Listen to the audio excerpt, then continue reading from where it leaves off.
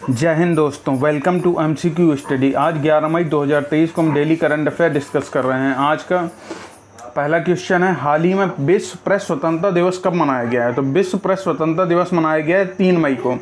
याद रखिएगा, बहुत ही इंपॉर्टेंट क्वेश्चन है। विश्व प्रेस स्वतंत्रता दिवस कब मनाया गया है? 3 मई को। कुछ हम मई के और दिवस देख लेते हैं। 1 मई को क्या मनाया गया है? विश्व श्रमिक दिवस। याद रखिएगा, 1 मई को विश्व श्रमिक दिवस मनाया गया है। 2 मई को विश्व टूना दिवस मनाया गया है। 2 मई को क्या मनाया गया? विश्व टूना दिवस। टूना एक मछली होती है, उसके संरक्षण के लिए संयुक्त राष्ट्र संघ ने विश्व टूना दिवस 2 मई को मनाने का निश्चय किया है। 3 मई को मनाया गया है विश्व प्रेस स्वतंत्रता दिवस। 8 मई को मनाया गया है विश्व रेड क्रॉस दिवस। और मदर्स डे मनाया जाता है मई माह के दूसरे रविवार को, यानी इस बार 14 मई को मनाया जाएगा। नेक्स्ट क्वेश्चन पर चलते हैं। दूसरा क्वेश्चन, हाल ही में अरेबियन ट्रैवल मार्केट का 30वां संस्करण कहाँ शुरू किया गया है? तो ये शुरू किया गया है दुबई में शुरू किया गया है। दुबई संयुक्त अरब अमीरात का एक बड़ा शहर है और यहाँ की संयुक्त अरब अमीरात की जो राजधानी है वो दुबई नहीं है, वो अबू धाबी है। याद रखिएगा, अबू धाबी संयुक्त अरब अमीरात की राजधानी है। और ये संयुक्त अरब अमीरात कहाँ पर है? एशिया महाद्वीप का देश है। और यहाँ पर जो मुद्रा चलती है उसका नाम है दिरहम। दिरहम नामक मुद्रा यहाँ पर चलती है। और संयुक्त अरब अमीरात के जो प्रधानमंत्री हैं उनका नाम है मोहम्मद बिन राशिद अल मक्तूम। याद रखिएगा, मोहम्मद बिन राशिद अल मक्तूम यहाँ के प्रधानमंत्री हैं। नेक्स्ट क्वेश्चन पर चलते हैं। हाल ही में भारत और किस देश ने औद्योगिक अनुसंधान एवं विकास सहयोग पर समझौता ज्ञापन पर हस्ताक्षर किए हैं? तो भारत और इजराइल ने औद्योगिक अनुसंधान और विकास सहयोग पर समझौता ज्ञापन पर दोनों ने हस्ताक्षर किए हैं। इजराइल के बारे में हम जान लेते हैं। इजराइल की राजधानी कौन सी है? यरूशलम। इजराइल की राजधानी यरूशलम है और यहाँ पर हिब्रू भाषा बोली जाती है। याद रखिएगा, हिब्रू भाषा बोली जाती है। और इजराइल एक यहूदी लोगों का देश है। और यहाँ के जो वर्तमान में प्रधानमंत्री हैं वो हैं बेंजामिन नेतन्याहू। याद रखिएगा। नेक्स्ट क्वेश्चन पर चलते हैं। हाल ही में किसे बैंक ऑफ बड़ौदा का प्रबंध निदेशक नियुक्त किया गया है? तो बैंक ऑफ बड़ौदा का जो प्रबंध निदेशक बनाया गया है देवदत्त चंद्र को बनाया गया। किसको? देवदत्त चंद्र जी को बैंक ऑफ बड़ौदा का प्रबंध निदेशक यानी मैनेजिंग डायरेक्टर बनाया गया है। बैंक ऑफ बड़ौदा के बारे में हम जान लेते हैं। बैंक ऑफ बड़ौदा की स्थापना जो हुई थी 20 जुलाई 1908 को हुई थी। 20 जुलाई 1908 को बैंक ऑफ बड़ौदा की स्थापना हुई थी। और बैंक ऑफ बड़ौदा एक पब्लिक सेक्टर बैंक है और इसका जो हेडक्वार्टर है बैंक ऑफ बड़ौदा का वो बड़ोदरा में। याद रखिएगा, बड़ोदरा गुजरात में बैंक ऑफ बड़ौदा का हेडक्वार्टर है। नेक्स्ट क्वेश्चन पर चलते हैं। हाल ही में किसने विश्व स्नूकर चैंपियनशिप का खिताब जीता? याद रखिएगा, विश्व स्नूकर चैंपियनशिप का खिताब जो जीता है वो लुका ब्रेसल ने जीता है। किसने जीता है? लुका ब्रेसल ने जीता है। लुका ब्रेसल कहाँ के एथलीट हैं, कहाँ के खिलाड़ी हैं? ये हैं बेल्जियम के। बेल्जियम के खिलाड़ी हैं लुका ब्रेसल। बेल्जियम की राजधानी क्या है? बेल्जियम की राजधानी ब्रसेल्स। याद रखिएगा, बेल्जियम की राजधानी क्या है? ब्रसेल्स। नेक्स्ट पर चलते हैं। हाल ही में जारी वर्ल्ड प्रेस फ्रीडम इंडेक्स में शीर्ष पर कौन सा देश रहा है? वर्ल्ड प्रेस फ्रीडम इंडेक्स में शीर्ष पर कौन सा रहा है? नॉर्वे। नॉर्वे देश वर्ल्ड प्रेस फ्रीडम में शीर्ष पर रहा है, नॉर्वे। और भारत का इसमें कौन सा स्थान है? भारत का इसमें स्थान है 161वां स्थान है। इस जो इंडेक्स में भारत का 161वां स्थान है 2023 वाले इंडेक्स में। 2022 में भारत को कौन सा नंबर मिला था? 150वां मिला था। और 2023 का जो इंडेक्स जारी हुआ है इसमें भारत को 161वां स्थान मिला है। और पहले स्थान पर कौन है? पहले स्थान पर है नॉर्वे। और ये जो वर्ल्ड प्रेस फ्रीडम इंडेक्स जारी किया जाता है किसके द्वारा जारी किया जाता है? याद रखिएगा, reports without borders. Reports without borders द्वारा जारी किया जाता है क्या? World press freedom index. Next पर चलते हैं। 9वां क्वेश्चन। नेक्स्ट पर चलते हैं। 7वां क्वेश्चन है, हाल ही में किस राज्य में इंदिरा गांधी महिला सम्मान निधि को लॉन्च किया गया है? याद रखिएगा, इंदिरा गांधी महिला सम्मान निधि को हिमाचल प्रदेश में लॉन्च किया गया है। हिमाचल प्रदेश के बारे में जान लेते हैं। हिमाचल प्रदेश के वर्तमान में जो मुख्यमंत्री हैं उनका नाम है सुखविंदर सिंह सुक्खू। सुखविंदर सिंह सुक्खू नाम है। और हिमाचल प्रदेश की 2 राजधानियाँ, एक है शिमला और एक है धर्मशाला। शिमला जो है ग्रीष्मकालीन राजधानी है और धर्मशाला शीतकालीन राजधानी है। नेक्स्ट पर चलते हैं। हाल ही में किसने लारियस स्पोर्ट्समैन ऑफ द ईयर 2023 का अवार्ड जीता है? खेल के मामले में सर्वोच्च पुरस्कार है लारियस स्पोर्ट्समैन ऑफ द ईयर। ये जीता है लियोनेल मेसी ने जीता है। लियोनेल मेसी ने जीता है। लियोनेल मेसी अभी जब फीफा वर्ल्ड कप 2023 जीता था अर्जेंटीना ने, तो लियोनल मेसी ही अर्जेंटीना के कप्तान थे। तो लियोनल मेसी अर्जेंटीना देश के हैं। इन्होंने Laureus sportsman of the year 2023 का अवार्ड जीता है। हाल ही में किस देश के सुप्रीम कोर्ट ने समलैंगिकता को अपराध की श्रेणी से मुक्त कर दिया है? तो श्रीलंका की सुप्रीम कोर्ट ने समलैंगिकता को अपराध की श्रेणी से मुक्त कर दिया है। श्रीलंका के बारे में जान लेते हैं। श्रीलंका की 2 राजधानी है, कोलंबो और श्री जयवर्धनेपुरा कोट्टा। कोलंबो यहाँ की कार्यकारी और न्यायिक राजधानी है और श्री जयवर्धनेपुरा कोट्टा विधायी राजधानी है। और यहाँ की जो मुद्रा है वो श्रीलंकन रुपया है। और यहाँ पर 2 भाषाएं बोली जाती हैं, सिंघली और तमिल। सिंघली मुख्य रूप से बोली जाती है, तमिल का भी कुछ प्रतिशत है। और यहाँ के जो वर्तमान में प्रधानमंत्री हैं उनका नाम क्या है? उनका नाम है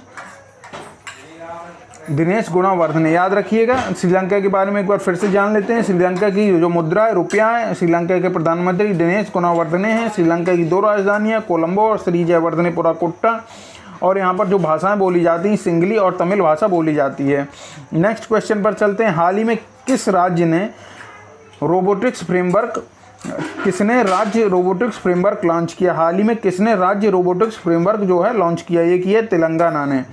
तेलंगाना राज्य ने राज्य रोबोटिक्स फ्रेमवर्क लॉन्च किया। याद रखिएगा। तेलंगाना के बारे में बात कर लेते हैं। तेलंगाना की स्थापना जो हुई थी 2 जून 2014 को। तेलंगाना आंध्र प्रदेश से अलग होकर एक अलग राज्य बना था। तेलंगाना का अर्थ है तेलुगु भाषियों की भूमि। और तेलंगाना के वर्तमान में जो मुख्यमंत्री हैं उनका नाम है के चंद्रशेखर राव। के चंद्रशेखर राव यहाँ के वर्तमान में मुख्यमंत्री हैं। और यहाँ के जो राज्यपाल हैं वो तमिलसाई सौंदरराजन। और तेलंगाना की राजधानी कौन सी है? हैदराबाद।